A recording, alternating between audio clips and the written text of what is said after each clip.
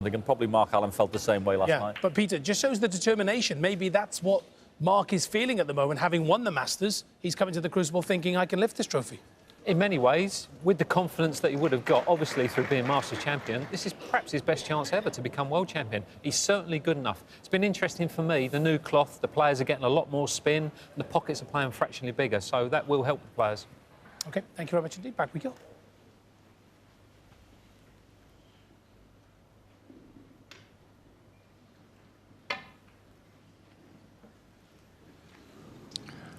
Well, always better to miss them altogether on the first attempt rather than hit them too thick.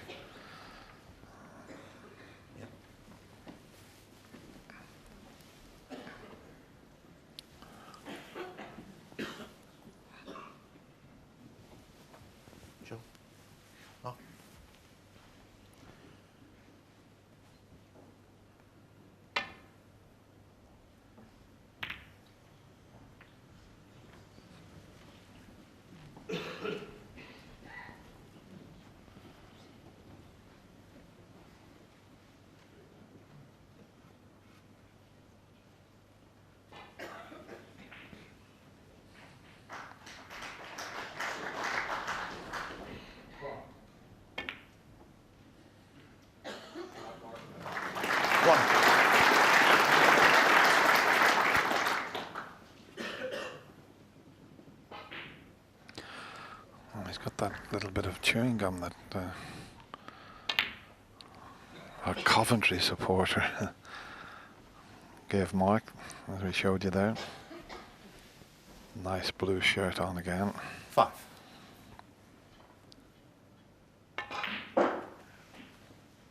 Six.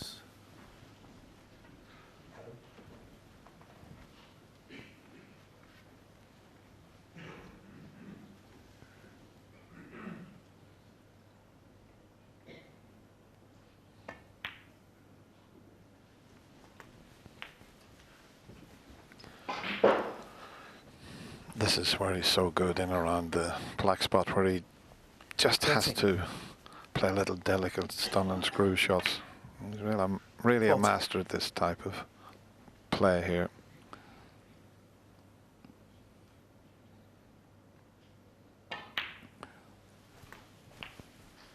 And this is where he's very compact, short backswing pays dividends.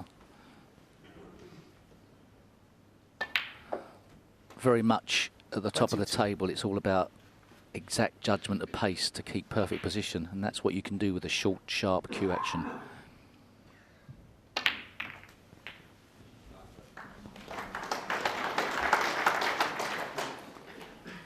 I do feel, Dennis, that that win in the Masters has really risen his stock as a snooker player through the roof, not just in our eyes, but also in his eyes.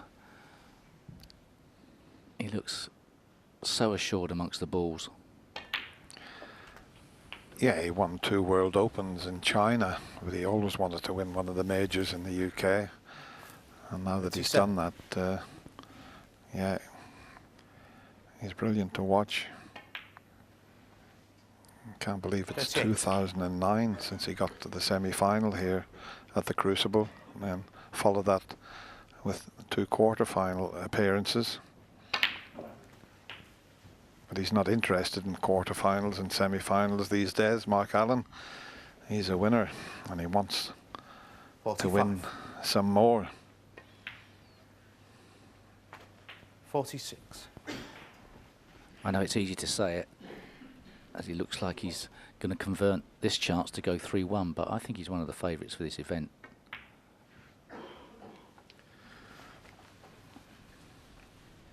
Well, he was 33-1 at the start of the tournament, and I thought that were big odds for this player.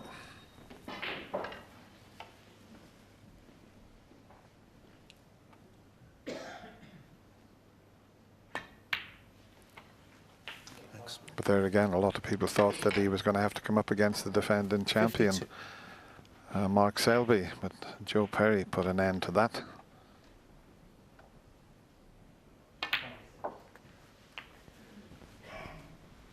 I think that's where winning a major like the Masters gives a player so much belief that he wouldn't 50. be worried about playing a Mark Selby or even a Ronnie O'Sullivan. He'd just play. It's a great frame of mind to be on, to be enjoying your snooker and enjoying playing match play. Sixth. Got bad contact there, or was it just under hit?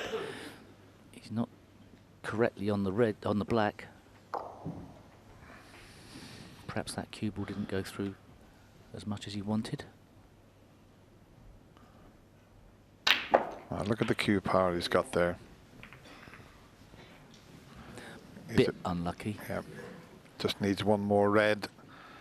67. And that's why it was important to get a good angle on the black. But that was a great effort to bring one of the reds into play that he needs to clinch the frame. It's not totally unlucky. He was never going to have any power left in the cue ball by the time it arrived at the red, so it was always likely to stick on a red. He'd ideally love to get a colour safe. That's not easy, so do you try and put a red safe? Not too sure that that's really going to work. Joe could easily get that red out again, so might have to play quite a containing safety shot here.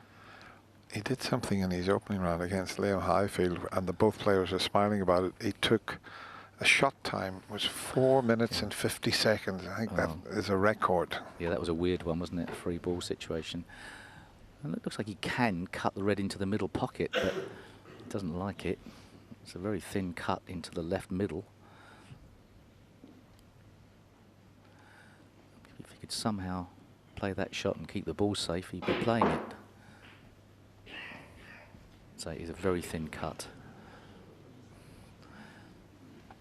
So just safe to the top cushion, sacrificing the tactical advantage here.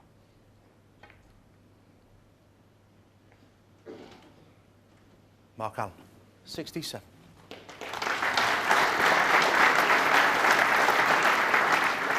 Yeah, fine break there, but not the best safety shot. If Joe can get this white in behind the yellow, or have the yellow as a snookering ball here. I didn't play it all that well. Yeah, I'm not absolutely sure he could have got behind there. He would have been risking going very close to the middle pocket. Long range 2-ball plant. Mark Allen's just lined up. Or he's either lining up to make sure he doesn't play it for fear of leaving it over the pocket.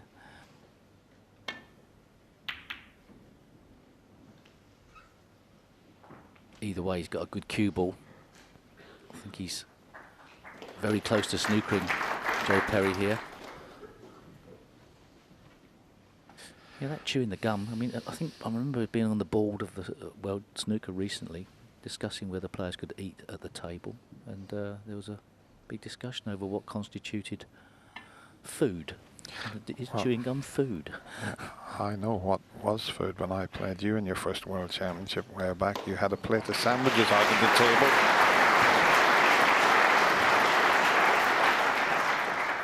An error from Joe Perry, but this isn't guaranteed.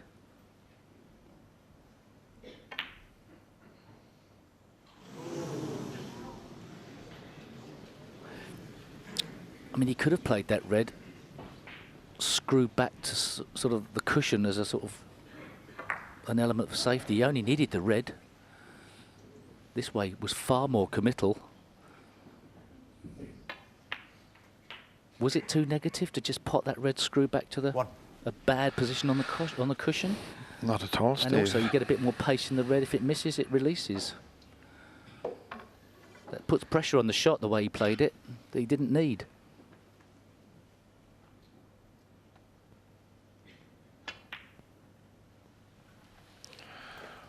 What a steal this could be. The only red that's safe is the one that's tight up against the pink. 8. The rest are in perfect position.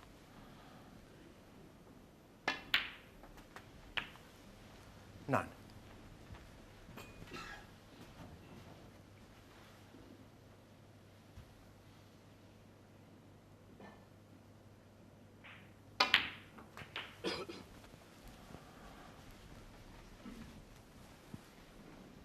Well, this would do Joe Perry the world of good clearing up here. 60.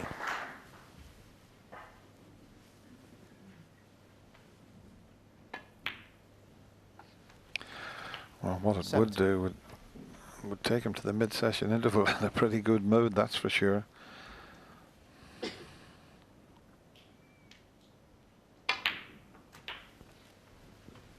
Well, this could turn out okay, actually, if he pots this. 24. He can afford to take.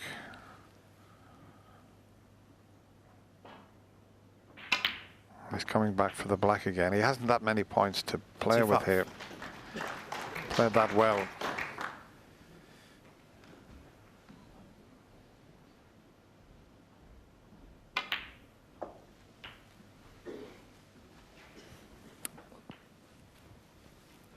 There's the possibility that red does pot. It doesn't need to be shifted away from the pink. That would be a bonus, wouldn't it? I think if he gets high on 33. the red further down the table as we look, it'll be pottable. No, it wasn't. Otherwise he'd have played it.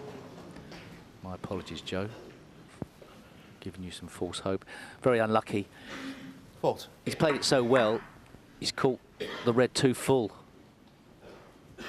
Any angle, it probably releases very nicely. Mini reprieve for Mark Allen there, so a good safety needed.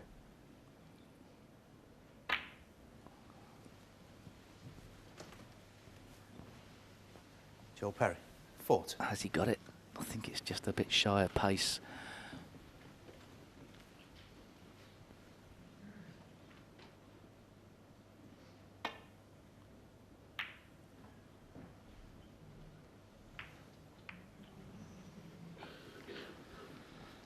At the moment, Joe needs a red, and anything above the brown would do. I was wondering whether Joe could have tried to have shifted that red away for the pink the shot before. Perhaps he didn't have the correct angle, but with another red on the table. Misjudgment there, colliding with the yellow. And has Mark Allen got a chance to get behind the black? Might not be on.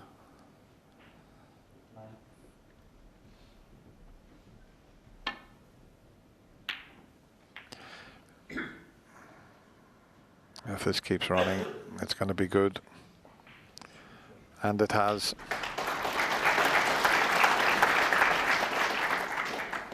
So if he gives 4 points away, he'd only be able to tie.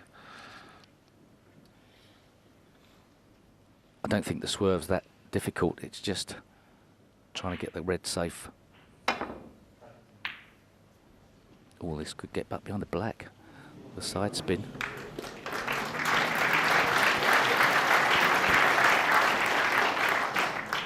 If the red was tight to the cushion, Mark Allen would be tempted to just try and roll on it dead weight. But there's enough of a gap behind the red that if he did do that, he could push it towards the opposite middle.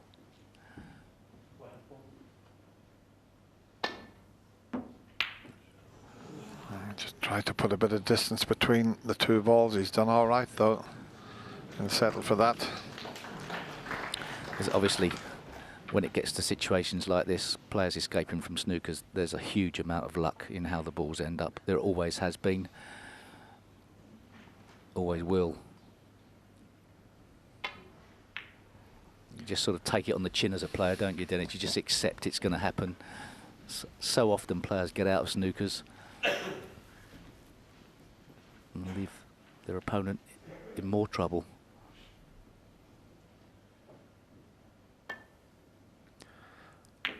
That's a good shot. May not get the snooker. If it flicks off the brown, well, it looks to have got it. So, once again, Joe trying to control the situation off the back cushion, but cannot guarantee how he collides with the red. Sometimes there's an instinct here, getting the pace of the shot right, and he's played There you see a great shot. He was hoping on that angle and played for that pace.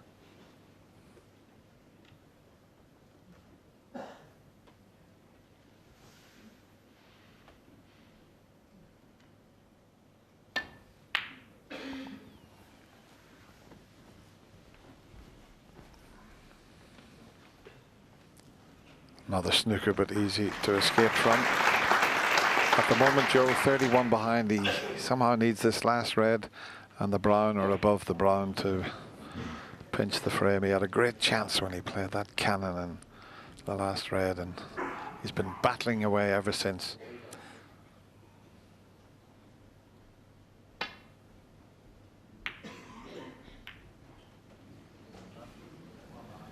Well, that's left the red on. Steve said, getting out of snooker, you just got to hit it and hope that you get it safe most of the time.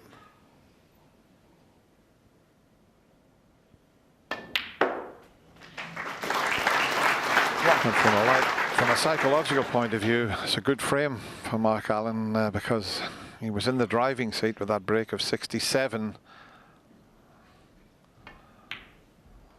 And Joe Perry was a bit unlucky when he cannoned the last red that was next to the pink. It was just a fraction out, otherwise he would have leveled it 2-all. 9. Just under an hour for the 4 frames. 12.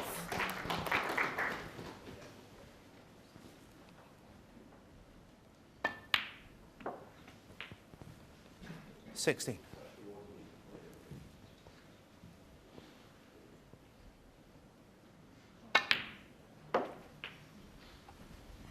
21.